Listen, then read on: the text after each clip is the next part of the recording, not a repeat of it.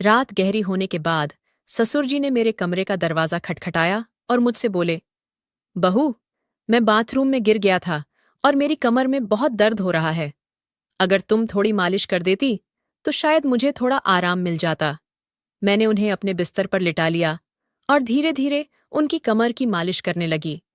पर इसके बाद जो हुआ उसकी आप कल्पना भी नहीं कर सकते, क्योंकि इसके बाद मेरी पूरी जिंदगी बिखर गई थी। हेलो दोस्तों, आज की इस अनोखी कहानी में आप सभी का स्वागत है। मेरी शादी के 5 महीने बाद ही मेरे पति का देहांत हो गया था और मेरी जिंदगी में ग्रहण लग गया था। मेरे पिताजी ने बड़ी मुश्किल से मेरी शादी करवाई थी, लेकिन 5 महीने के अंदर ही मैं फिर से अपने मायके वापस आ गई थी। मेरे मायके में मेरी माँ नहीं थी। जब मैं 10 साल की थी तभी मेरी माँ का देहांत हो गया था। इसलिए मुझे बहुत डर लगता था कि अगर पिताजी मुझसे कुछ कहेंगे तो मैं किसके आंचल में अपना मुंह छुपाऊंगी। माँ की मौत के बाद पिताजी ने दूसरी शादी कर ली थी और मेरी सौतेली माँ मुझसे बहुत नफरत करती थी, इसलिए मुझे और भी ज्यादा डर लग रहा था। मेरी सौतेली माँ अक्सर मुझे ताने देती थीं कि पहले अपनी माँ को खा गई और फिर अपने पति को भी खा गई। अब यहाँ क्या लेने आई है? क्या हमें भी बर्बाद करके छोड़ेगी? ये सब ताने मुझसे बर्दाश्त नहीं होते थे, पर मैं और कर भी क्या सकती थी। मेरी जिंदगी ऐसे ही गुजर रही थी। फिर अचानक एक दिन मेरे ससुर जी हमारे घर आए और उन्होंने मेरे पिताजी से कहा कि वो मुझे फिर से अपने घर ले जाना चाहते हैं। मेरी सौतेली माँ ने तुरंत ही हाँ कर दिया, लेकिन मेरे पिताजी ने कहा, अब आपका बेटा इस दुनिया में नहीं है, तो आप मेरी बेटी को क्यों ले जाना चाहते हैं? इस पर मेरी सौतेली माँ ने मेरे पिताजी से बहस करना शुरू कर दी और कहा, इसमें इतना सोचने की क्या बात है? वो अगर कह रहे हैं कि वो प्रिया को ले जाना चाहते हैं, तो उन्हें ले जाने दीजिए ना। आपको इतनी तकलीफ क्यों हो रही है? और वैसे भी प्रिया उनके घर की बहू है, उनके बेटे की मौत हो गई है, तो क्या हुआ? वो अपने ससुराल तो जा ही सकती है ना। माँ के इस झगड़े के बाद पिताजी ने कहा, अगर मेरी बेटी वहां खुश रहेगी तो मुझे कोई दिक्कत नहीं है। प्रिया अगर जाना चाहती है तो आप उसे जरूर ले जा सकते हैं। मेरे ससुर जी ने मेरी तरफ देखा और कहा, चलो कपड़े वगैरह लेकर आओ। मैंने भी सोचा कि यहाँ रहकर सौतेली माँ के ताने सुनने से अच्छा है कि अपने ससुराल जाकर सुकून से रहूं। मैं ससुर जी के साथ वापस ससुराल आ गई थी। यहाँ पहुंचने के बाद मैं अपने कपड़े बदल रही थी कि तभी मेरे ससुर जी मेरे कमरे में आ गए और बोले, बहू, एक कप चाय बना लाओ। मैंने जल्दी से अपने कपड़े ठीक किए और रसोई में जाकर चाय बनाने लगी और चाय बनाकर ससुर जी को दे दी। चाय पीते हुए उन्होंने मुझसे कहा, प्रिया, तुम्हें पता है, इस घर में मैं बिल्कुल अकेला हूँ। मेरा बेटा मेरी इकलौती संतान थी और तुम्हारी सास भी गुजर गई हैं। मैं इसीलिए तुम्हें यहाँ लेकर आया हूँ ताकि मुझे इस घर में अकेला न लगे। मैंने कहा, पिताजी, आप बिल्कुल चिंता मत करें। मैं भी तो आपकी बेटी की तरह हूँ। मैं हमेशा आपके साथ रहूंगी। फिर ससुर बोले, मुझे पता है कि तुम मेरे साथ रहोगी, क्योंकि तुम्हारी सौतेली माँ तुम्हें मायके में कभी शांति से नहीं रहने देगी। इसी तरह दिन गुजर रहे थे और हम दोनों एक दूसरे का सहारा बने हुए थे। 6 महीने बाद एक रात मैं अपने कमरे में सो रही थी कि तभी देर रात किसी ने मेरा दरवाज़ा खटखटाया। मुझे समझ आ गया था कि ये मेरे ससुर जी ही होंगे, क्योंकि इस घर में हम दोनों के अलावा कोई और नहीं था। और आधी रात को कौन दरवाज़ा खटखटाएगा? मैंने सोचा कि शायद पिताजी को कुछ जरूरत होगी, तभी देर रात यहाँ आए हैं। दरवाज़ा खुलते ही मेरे ससुर जी ने मुझे पकड़ लिया और बोले, बहू, मैं बाथरूम में गिर गया था, मुझे बहुत दर्द हो रहा है। अगर तुम थोड़ी मालिश कर दो तो मुझे आराम मिल जाएगा। फिर मैंने उन्हें अपने बिस्तर पर ही लिटा लिया। मैंने उनकी मालिश करना शुरू कर दिया। कुछ देर तक मालिश करने के बाद मैंने नोटिस किया कि ससुर जी मुझे अजीब तरह से घूर रहे थे। ये देख के मैं थोड़ा सहम गई थी। तभी मैं बोली, ससुर जी, क्या हुआ? आपको किस जगह पर ज्यादा चोट लगी है? अगर आप कहो तो मैं डॉक्टर को बुला दूं। इस पर ससुर जी ने कहा कि नहीं बेटा, तुम बस मालिश कर दो, इससे ही आराम मिल रहा है। उनकी अजीब सी बातें सुनकर मुझे अब और भी अजीब लगने लग गया था। फिर मैं बोली, ससुर जी, आप यहीं मेरे कमरे में ही लेट जाइए।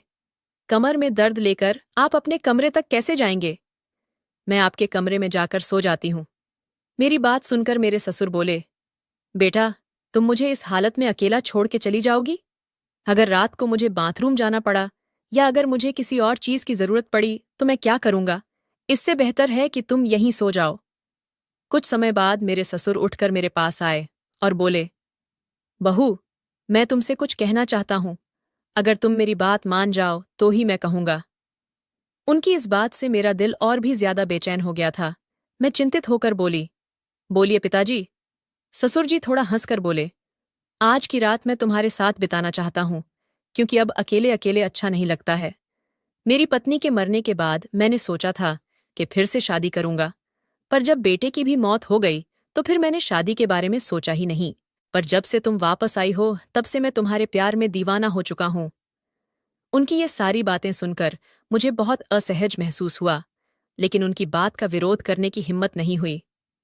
मैं अपने कमरे में ही सोफे पर लेट गई, लेकिन मुझे नींद नहीं आ रही थी, क्योंकि मुझे बहुत डर लग रहा था। ससुर जी ने मुझसे कहा, बहू, मुझे लगता है मैंने तुमसे कुछ गलत नहीं कहा। मैं चाहता हूं कि तुम मुझसे शादी कर लो, ताकि हमारे रिश्ते को कोई गंदा नाम न दे। तभी मैं हक्का बक्का होकर बोली, ससुर जी, आप ये सब क्या कर रहे हैं? आप मेरे ससुर हो। ससुर का दर्जा पिता के समान होता है, और आप मुझसे शादी की बात कर रहे हो। आप बोलने से पहले एक बार सोच तो लो कि आप क्या क्या बोले जा रहे हो। तभी मेरे ससुर बोले, देखो बहू, मैं मानता हूं कि मैं कभी तुम्हारा ससुर था, लेकिन तुम्हारे पति को मरे हुए अब 1 साल हो चुका है। जब मेरा बेटा ही नहीं रहा तो हमारे बीच में ससुर और बहू का रिश्ता कहाँ बचा है? मैं भी अकेला हूं और तुम भी अकेली हो। हम पति पत्नी बनकर जिंदगी भर एक दूसरे का साथ दे सकते हैं। उनकी ये बातें सुनकर मेरा मन विचलित हो गया था। मैं आगे और कुछ भी नहीं बोल पाई। एक और सौतेली माँ के अत्याचार और दूसरी तरफ ससुर जी का ये अजीब व्यवहार। मैं तो इन दोनों के बीच ही फंस गई थी। जैसे तैसे रात बीती और अगली सुबह मैं अपने ससुर जी की बातों पर सोच विचार करने लग गई। ससुर जी का प्रस्ताव मुझे असंभव लग रहा था, लेकिन वास्तविकता मुझे कुछ निर्णय लेने पर मजबूर कर रही थी। फिर मुझे ख्याल आया कि मैं अपने पिताजी से जाकर बात करती हूँ, लेकिन ये सब बातें अपने खुद के पापा से करने की हिम्मत मुझ में नहीं हुई, क्योंकि मुझे पता था कि पिताजी से बात करने के बाद मेरी जिंदगी में और भी नई समस्याएं आ सकती हैं।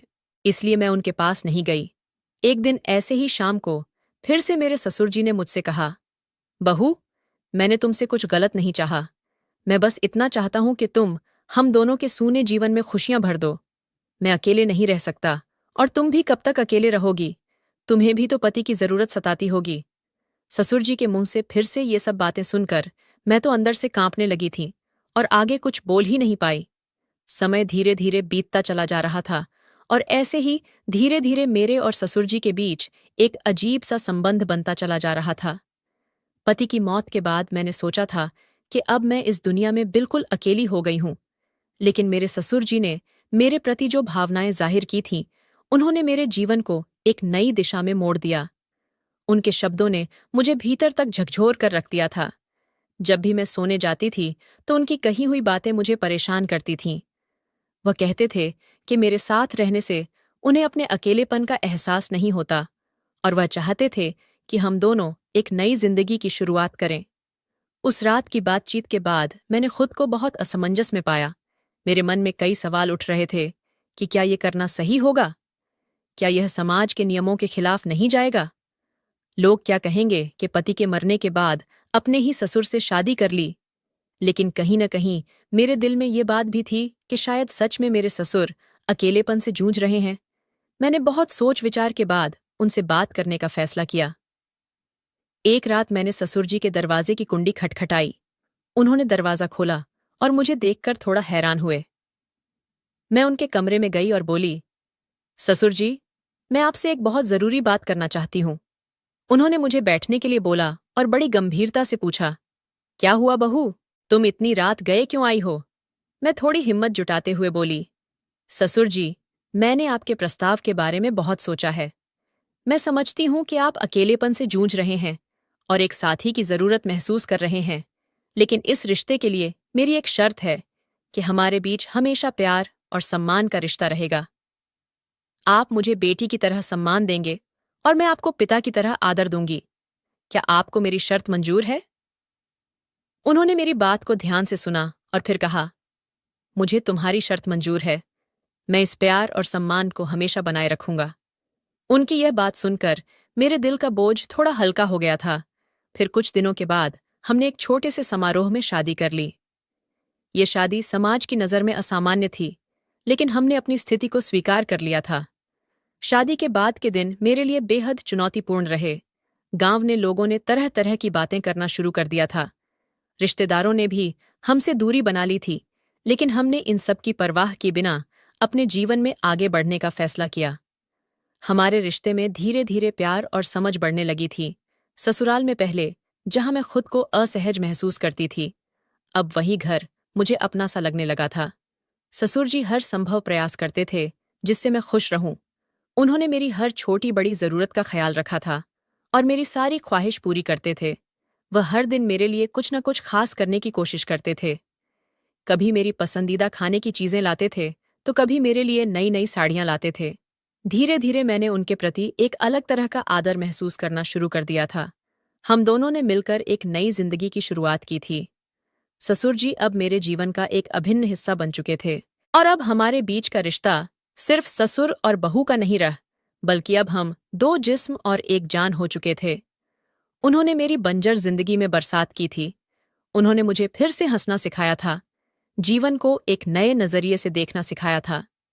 शादी के कुछ महीनों बाद मैंने महसूस किया कि हमारे बीच का यह नया रिश्ता मुझे एक नई दिशा दे रहा है।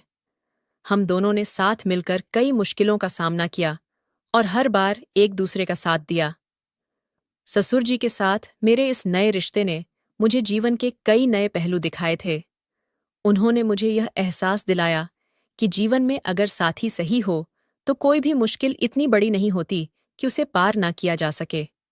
समाज ने भी हमें बहुत खरी खोटी सुनाई थी, पर हमने किसी की बात पर गौर नहीं किया। हमारे रिश्ते में धीरे धीरे एक नए तरह का प्यार और सम्मान उभरने लगा।